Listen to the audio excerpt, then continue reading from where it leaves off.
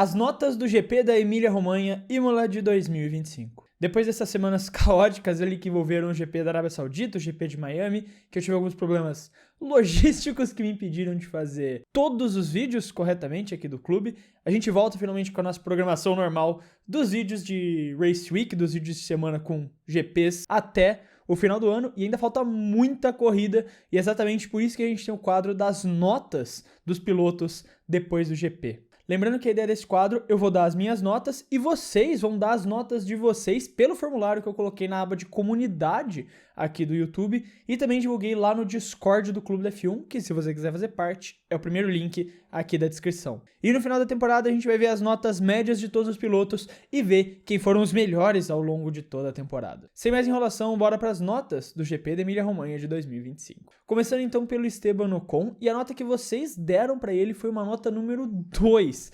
O que é até melhor do que a nota que eu vou estar dando para ele, porque para mim o Ocon vai receber um 1.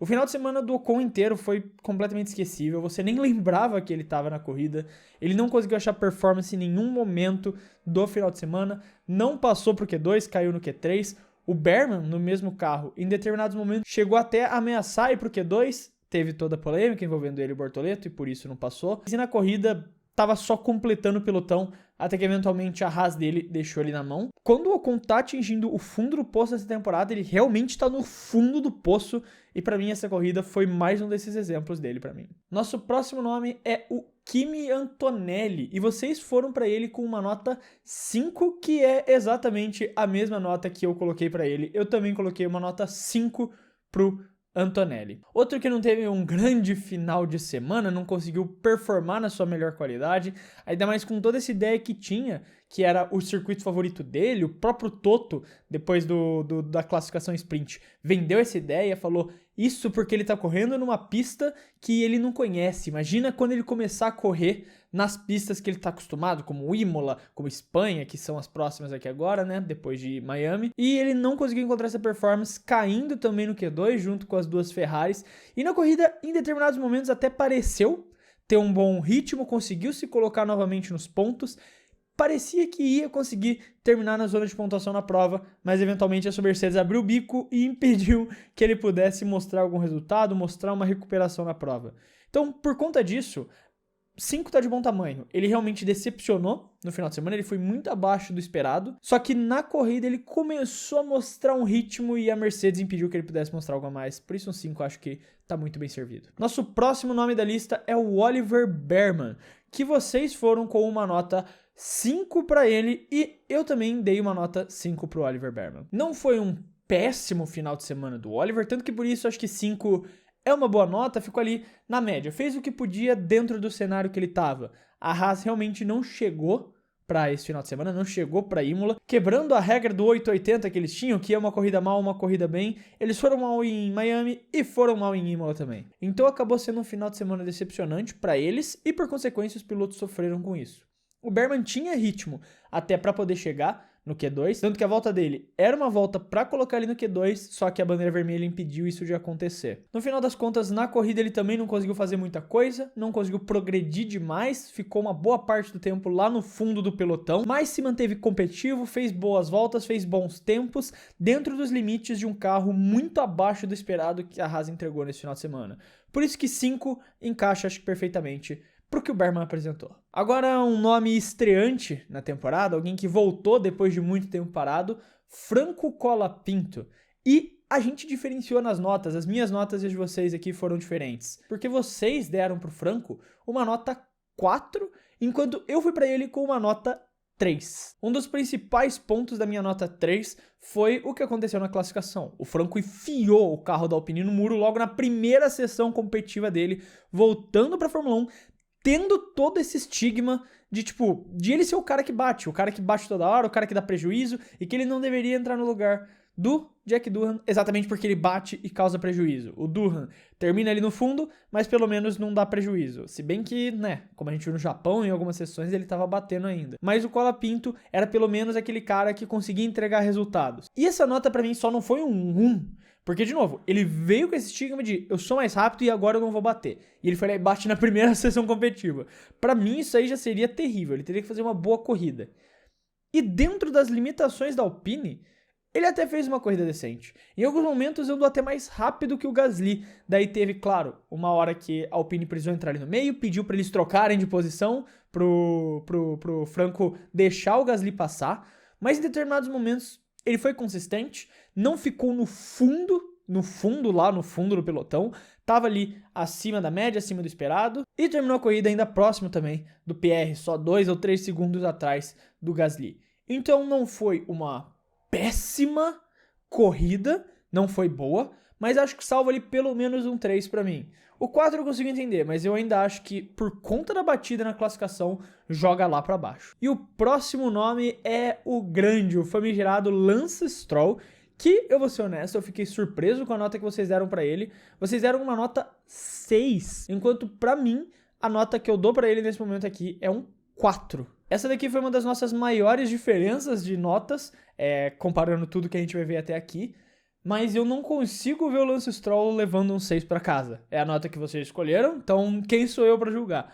Mas, apesar da boa classificação e da Aston Martin tá ali no final de semana, quando o Virtual Safety Car estragou a estratégia da Aston Martin, o Alonso era o único que parecia estar tentando recuperar. O Stroll se afundou ali no fundo do pelotão. Ele terminou a corrida em 15º lugar, tendo largado de 8º. Então, assim, claro que a estratégia, a Aston Martin ter sido ferrado por conta do safety car, contribuiu muito para isso, mas em nenhum momento ele parecia conseguir recuperar o que ele perdeu nessa corrida. Ele estava mais próximo de ser ultrapassado pelos carros de trás dele do que de tentar alcançar a zona de pontuação, como o Alonso fez. O Alonso brigou por aqueles pontos, ele teve brigas com o Sainz, ele teve briga com o próprio Hülkenberg, ele estava ali disputando os pontos, enquanto o Stroll só estava sendo engolido por quem estava por trás dele ali. Por conta disso, eu não consigo ver um 6, particularmente, eu acho que um 4, por conta de como terminou, por conta de como melancólico foi esse final, é uma nota mais justa pra ele. Próximo nome da nossa lista é Liam Lawson, e esse daqui foi um final de semana muito ruim do Lawson. Como eu falei no vídeo de previsão, eu imaginava que ia ser um final de semana terrível e que agora a pressão ia cair cada vez mais nos ombros dele. E por conta disso, a nota que vocês deram pra ele foi um 2, e eu concordo com vocês, pra mim a nota do Liam Lawson é um 2 nesse geral. Ele se classificou em 15º e terminou a corrida em 14º. No final das contas, ele foi um fantasma. Foi um dos pilotos que você nem lembrava que estava lá, que você nem via na corrida. Talvez quem mais teve atenção para ele fomos nós brasileiros, porque quando o Bortoleto é atrapalhado, ele fica atrás do Lawson. Então a gente, provavelmente acompanhando ali os tempos, via que o Bortoleto estava tentando alcançar o Liam. Mas no geral, extremamente apagado em comparação ao companheiro de equipe dele que terminou nos pontos, se classificou bem e estava lá disputando a corrida inteira. O Lawson você nem lembrava que estava na corrida e cada vez mais dificulta a chance dele se manter na Fórmula 1 nos próximos anos. O próximo piloto é o Yuki Tsunoda, que largou de 20º lugar da pit lane. Na verdade, ele nem largou com todo o pelotão, largou da pit lane e terminou a corrida na 10ª colocação. E por conta disso, a nota que vocês colocaram pro Tsunoda foi um 6, que é a mesma nota que eu vou dar pra ele. Pra mim, ele também fez uma corrida digna de uma nota 6. Ele remou muito bem, querendo ou não, porque você largar do pit lane e chegar até 10º lugar não é fácil, mas ainda assim você esperava muito mais. A batida dele, o que ele fez na classificação, coloca pressão nos ombros dele, ainda mais com o Ricciardo entregando da forma que tá entregando, com o Isaac sendo o segundo melhor piloto da Red Bull, você pode dizer na maioria das corridas que a gente teve até aqui. Ele foi, pelo menos em resultado direto, o segundo melhor piloto da Red Bull pela 4ª corrida em 7 que a gente já teve nessa temporada. O Yuki Tsunoda vendeu todo o caso dele, fez toda a história de que ele merecia estar nesse segundo assento, e eu concordo, ele merecia, tá? Mas agora tá na hora de começar a provar isso. Ficar batendo na classificação para depois fazer corrida de remontada, né, la remontada, para poder voltar para zona de pontuação e terminar em 10º lugar, enquanto seu companheiro tá vencendo corrida, não é uma imagem positiva. Eu ainda acho que os 6 pontos, pela recuperação, por toda a corrida que ele fez, vale, tá justo, porque foi uma boa recuperação, mas ainda assim, eu acho que tanto vocês quanto eu estamos sendo generosos com esses 6 pontos. Porque você espera muito mais pelo que se vendeu e pelo que o carro da Red Bull mostrou que pode entregar. Agora, o Pierre Gasly, ele largou da 10ª colocação, chegando ali no Q3, e acabou terminando a corrida na 13ª colocação. E a nota que vocês deram para ele foi um 4, que é a mesma nota que eu coloquei pra ele também, um 4, fica de bom tamanho pelo que aconteceu nesse final de semana. Ele até fez uma boa classificação e eu fiquei tendencioso a dar um 5 por conta da classificação boa que ele fez, chegando no Q3 mais uma vez, só que na corrida ele teve muitos erros que custaram uma possibilidade de pontos para Alpine e eventualmente colocaram ele em posições difíceis na pista, inclusive até atrás do próprio Franco Colapinto. Aquela disputa lá com o Leclerc, os erros que ele cometeu indo para a brita, tudo isso custaram demais para uma Alpine que não pode se dar ao luxo de perder demais, porque é um carro que não vai recuperar o que ele perde com facilidade. Na Fórmula 1 é muito mais fácil você manter a posição ali quando você está com um carro mais lento, não muito mais lento, porque se for uma Red Bull, uma McLaren, vai te engolir, mas uma Alpine contra uma Aston Martin, contra uma Sauber, é muito mais fácil você estar na frente do que atrás, porque você conseguir ultrapassar esses carros é muito mais difícil do que você conseguir se defender deles. Então o Gasly cometeu muitos erros e perdeu uma oportunidade que essa corrida apresentou para que equipes pudessem pontuar, para que equipes não usuais pudessem pontuar. Então por conta disso eu acho que um 4 fica bem justo nisso. Agora Nico Hülkenberg, que largou de 17º lugar e terminou em 12º, foi uma unanimidade tanto minha quanto de vocês. Ambos demos 7 pontos pro Nico. O Nico até fez um bom final de semana, apesar de, em todas as sessões, com exceção da corrida, ter ficado atrás do Bortoleto. Assim como o Gabriel, ele tinha ritmo para ter ido pro Q2 também. Ele acabou cometendo um erro na classificação que custou essa boa volta dele e fez ele ficar no Q3. E por conta disso, ele largou numa posição muito ruim. Só que como a Sauber apostou com estratégias diferentes para ele e pro Gabriel, o VSC, na verdade, foi benéfico. Ele foi um dos pilotos que se beneficiou com o Virtual Safety Car. E isso colocou ele numa posição muito boa na pista. E ele, com a qualidade, com o nível, com a habilidade que ele realmente tem, ele conseguiu se manter nessas posições. Ele conseguiu segurar o carro da Sauber em ótimas colocações, ali em 12º lugar, como foi o caso, a posição que ele terminou, terminando inclusive na frente do Gasly, que tem um carro muito melhor que o dele. Eu acredito que 7 é uma pontuação muito justa, porque apesar da classificação não ter sido ideal, na corrida ele foi muito bem, contou com a sorte, mas quando precisou da habilidade, do braço dele tá lá, ele também teve isso. A estratégia que a Sauber optou para ele também foi a estratégia ideal, uma estratégia que otimizou os resultados que o carro poderia ter na pista, e por conta disso ele conseguiu fazer uma grande corrida, compensando a classificação que não foi tão boa. Por conta disso, um 7 tá mais do que justo pro Nico. Outro que teve um grande final de semana foi o Isack Hadjar, e a nota que vocês deram para ele foi um 7, que eu vou discordar aqui, porque para mim a nota dele é um 8. Ele largou da 9ª posição e terminou em 9º lugar. E cara, para mim ele foi sensacional nesse final de semana, dentro dos limites do que poderia ser.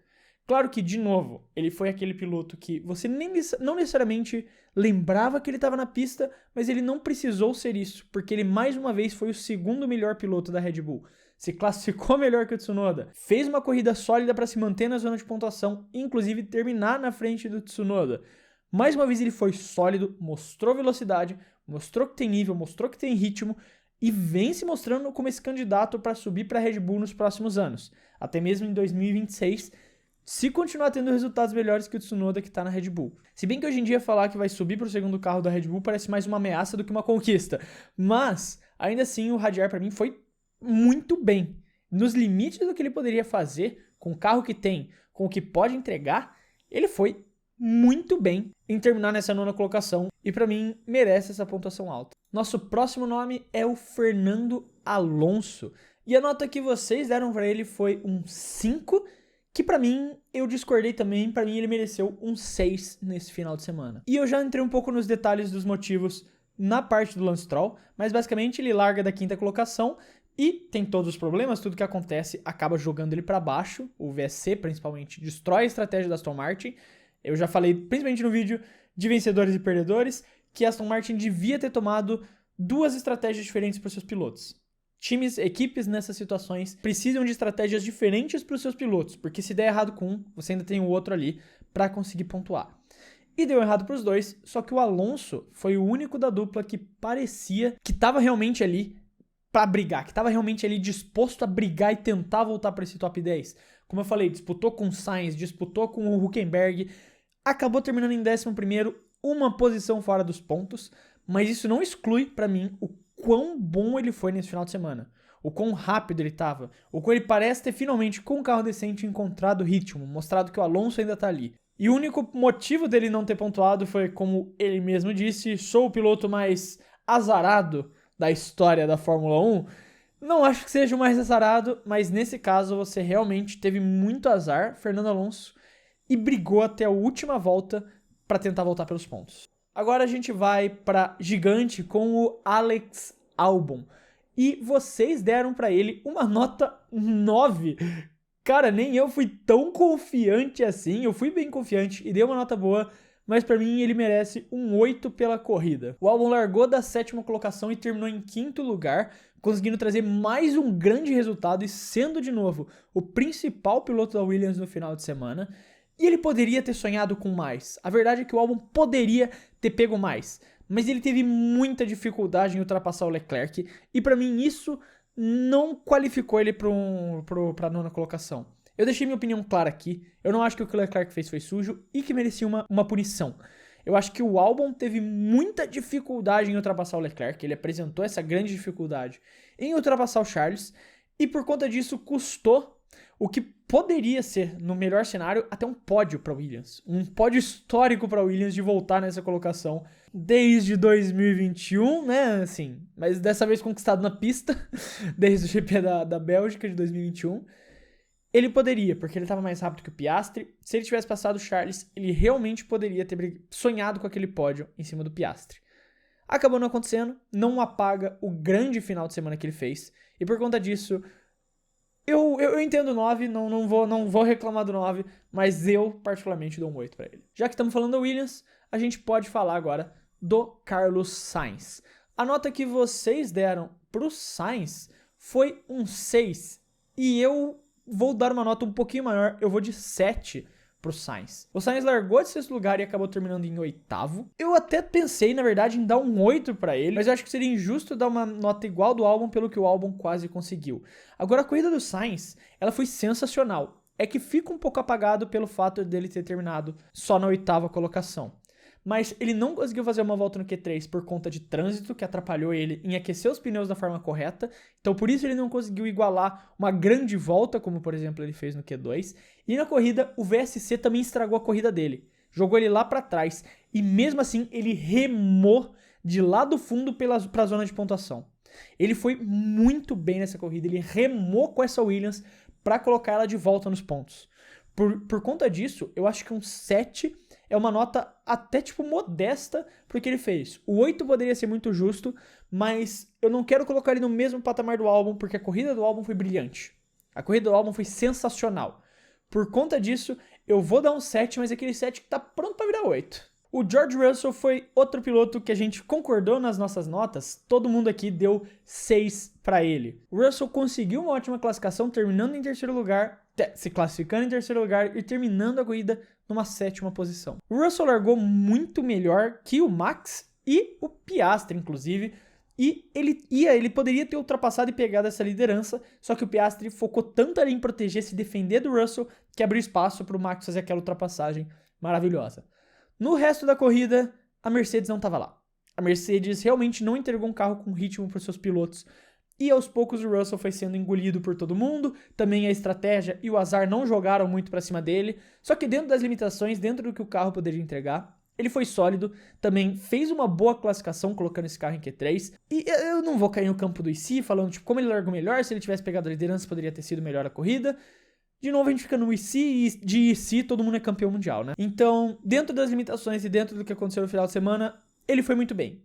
O carro teve mais culpa do que o piloto no resultado, porque ele mostrou que estava lá, ele mostrou que tinha nível, ele demonstrou que tinha capacidade para entregar um bom resultado, só não tinha o carro para isso nesse final de semana. Agora, em relação ao Leclerc, a gente novamente concordou na pontuação, com todo mundo dando nota 7 para ele. Ele largou de 11º depois de cair no Q2, o que com certeza joga um pouco para baixo ali nessa questão, mas a corrida se recuperou muito bem para conseguir terminar na 6ª colocação. O fato é que realmente a estratégia da Ferrari não ajudou. Apesar da Ferrari ter tido sorte com o Virtual Safety Car, que ajudou na estratégia da equipe. Na vez do Leclerc do safety car, pelo menos, a estratégia não ajudou tanto. Porque eles tinham um pneu novo para colocar no Hamilton, só que o Leclerc não tinha um pneu novo para colocar. Ele conseguiu, cara, com o pneu careca ali, conseguir se defender muito bem do Albon, fazer um jogo duro. De novo, para mim uma defesa limpa, que não precisava ter devolvido a posição pro Albon, mas eventualmente ele acabou sendo ultrapassado, não fez jogo duro contra o Hamilton, não tinha por que fazer isso, ia atrapalhar o Hamilton e ele sabia que, pelo ritmo que o Lewis estava vindo, poderia sonhar ali em tentar chegar no Piastri e pegar um pódio, ou conseguir uma posição melhor pelo menos. Então ele não faz jogo duro com o Hamilton, mas faz um jogo duro com o Albon e poderia ter se mantido na 5ª colocação. Eventualmente não consegue, mas ainda assim, pela boa corrida, pela recuperação, 7 pontos está muito justo pro Charles. E agora a gente chega no momento do Gabriel, a nota do Bortoleto. E a gente discordou nessas notas, demos notas diferentes. Vocês foram para ele com uma nota 5 e eu dei uma nota 6 pro Gabriel. Ele fez uma grande classificação e ele estava fazendo uma grande corrida. Ele tinha ritmo, ele tinha velocidade, ele estava muito bem. O grande problema foi a estratégia da Sauber, porque pararam ele cedo nessa estratégia inicial e o Virtual Safety Car cagou, destruiu essa estratégia. Só que depois ele vinha mantendo ali um ritmo decente, ele estava bem, ele talvez não fosse ultrapassar ninguém, porque o carro da Sauber não ultrapassa ninguém, mas ele estava se mantendo consistente ali. E numa eventualidade, no pelotão se juntasse, alguma coisa acontecesse, poderia sonhar com algo a mais. E adivinha só, o pelotão se juntou e teve algo a mais. Só que a Sauber vai lá e colocou um pneu extremamente usado nele, que basicamente matou, fez ele virar um pato e o Berman eventualmente ultrapassar ele também. O fato é, o Gabriel, ele não foi mal, ele foi melhor que o próprio Hülkenberg o final de semana inteiro. Claro que eu não acho justo colocar uma nota maior que o do Hülkenberg, baseado em como o Hülkenberg terminou e foi bem na corrida também, mas eu também vejo que, pegando a nota e avaliando a performance geral do piloto, como é o critério geral aqui nesse quadro, ele foi bem.